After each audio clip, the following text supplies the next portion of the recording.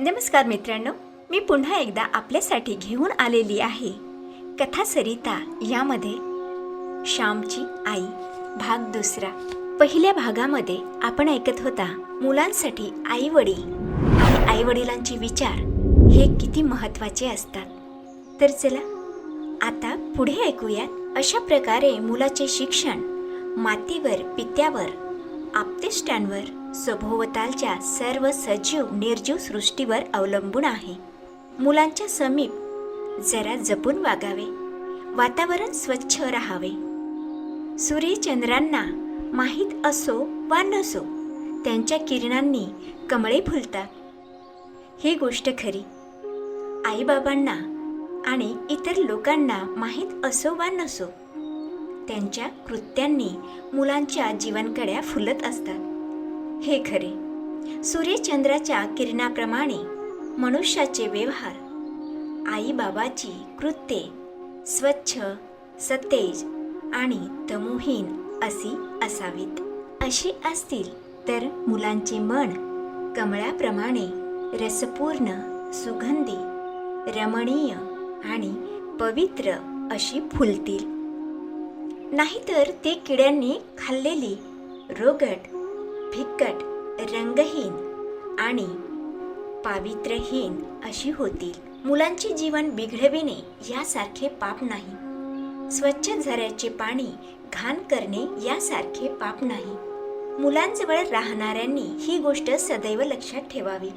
वशिष्ठ ऋषी वेदामध्ये वरुण देवाला म्हणतात, हे वरुण देवा, माझ्या हातून जर काही वाईट झाले असेल तर त्याबद्दल माझ्या वडील मंडळीस जबाबदार धर। अस्ति जाजन्य कणियस उपारे, कनिष्ठांच्या जवळ ज्येष्ठ असतो, या ज्येष्ठाने आपली जोखीम ओळखून वागले पाहिजे। आईबाबांनी शेजाऱ्यांनी गुरुजींनी सर्वांनीच लहान मुलांचा विकास सदैव डोळ्यासमोर ठेवून त्यांच्याजवळ वागावे। श्यामला त्याच्या भाग्याने थोर माता मिळाली होती। दररोज तो आपल्या आईला मनात धन्यवाद देत असे। कधी कधी 4 अश्रूंनी तिचे तर्पण करीत असे।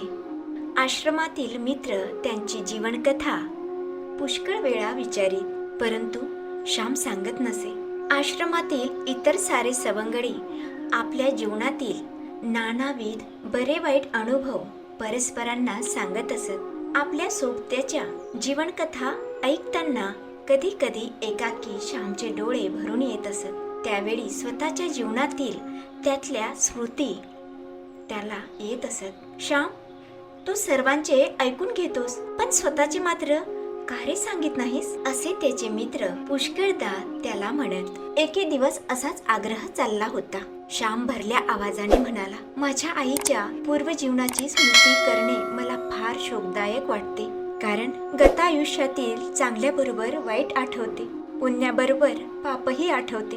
मी माझ्या एक एक दुर्गुणाला खोल खड्डे खणून गाडून टाकीत आहे। ही पिशाचे पुन्हा वर उठून माझ्या मानगुटीवर बसू नयेत म्हणून माझी ही धडपड आहे। जीवन निर्दोष आणि निर्मळ व्हावे ही माझी तळमळ, हे माझे ध्येय, हेच माझे स्वप्न।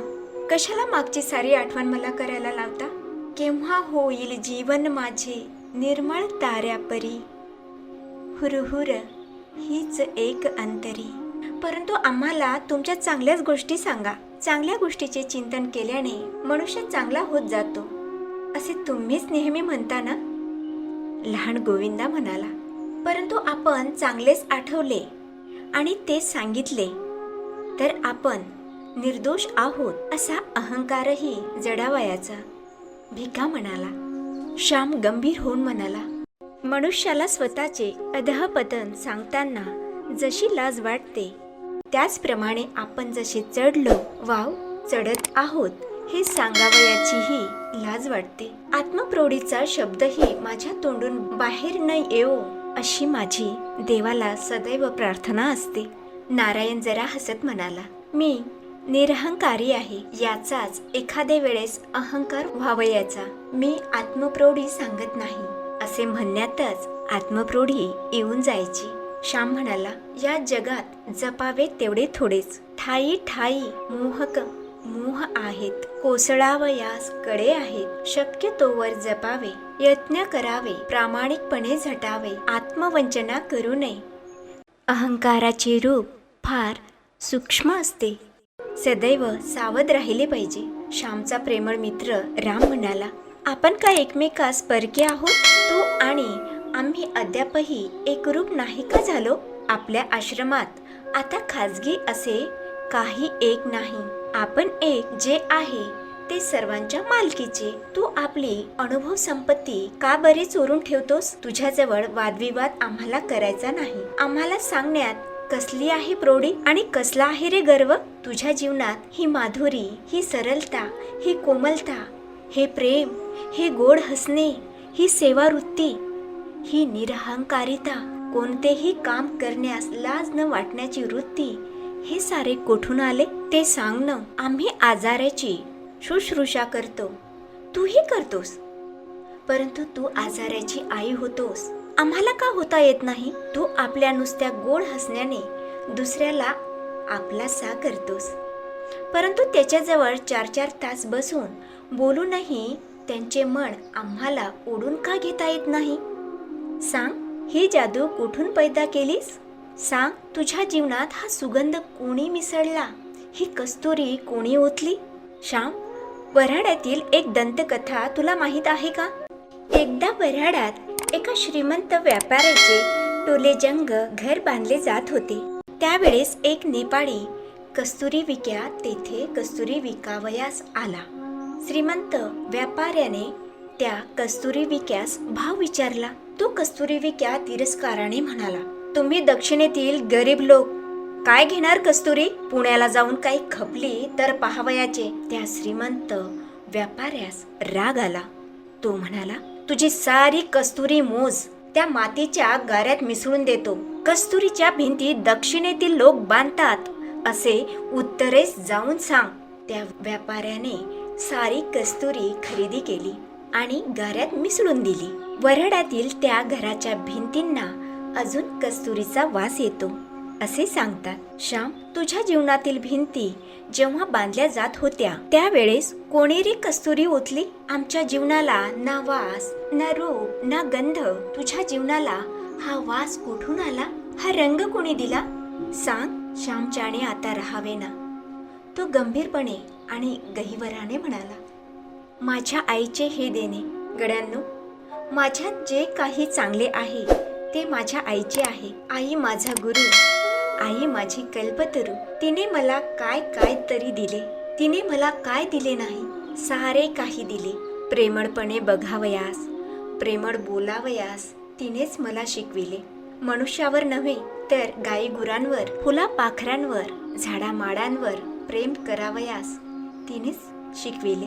अत्यंत कष्ट होत असतानाही तोंडातून ब्र न काढता शक्यतो आपले काम उत्कृष्टपणे करत राहणे हे मला तिनेच शिकविले. कोंड्याचा मांडा करून कसा खावा आणि दारिद्र्यातही स्वत्व आणि सत्व न गमविता कसे राहावे हे तिनेच मला शिकविले. आईने जे शिकविले त्याचा परार्धांशही माझ्या जीवनात मला प्रकट करता आला नाही. अजून माझ्या मनोभूमीत बीज फुगत आहे. त्यातून भरदार जोमदार अंकुर केव्हा बाहेर येईल तो येऊ. माझ्या आईनेच जीवनात अत्तर ओतले. मी मनात म्हणत असतो, मदंत रंगी करुणी निवास, सुवास देई मम जीवनास. तीच वास देणारी, रंग देणारी मी खरोखर कोणी नाही. सारे तिचे, त्या थोर माऊलीचे. सारी माझी आई, आई, आई असे म्हणता म्हणता श्यामला गहिवरून आले. त्याच्या डोळ्यातून घडाघडा अश्रुधारा गळू लागल्या. भावनांनी त्यांचे ओठ, त्यांचे हात, हाताची बोटे थरथरू लागली. थोडा वेळ सारेच शांत होते. ताऱ्यांची थोर शांती तेथे पसरली होती. नंतर भावनापूर थोडा ओसरला आणि श्याम म्हणाला, गड्यांनो, माझे असे काही सांगण्यासारखे नाही. परंतु माझी आई कशी होती हे मी तुम्हाला सांगेन. आईचे गुणगान करीन, हे ओठ पवित्र करीन. आईच्या आठवतील त्या गोष्टी सांगेन, तिच्या स्मृती आळवीन. रोज रात्री एक एक प्रसंग मी सांगत जाईल. चालेल का? हो चालेल, सारे म्हणाले. राम म्हणाला, देवाला मागितला 1 डोळा, देवाने दिले 2. गोविंदा म्हणाला, आता रोजच सुधारस प्यावयास मिळणार, रोजच पावन गंगेत डुबायला मिळणार.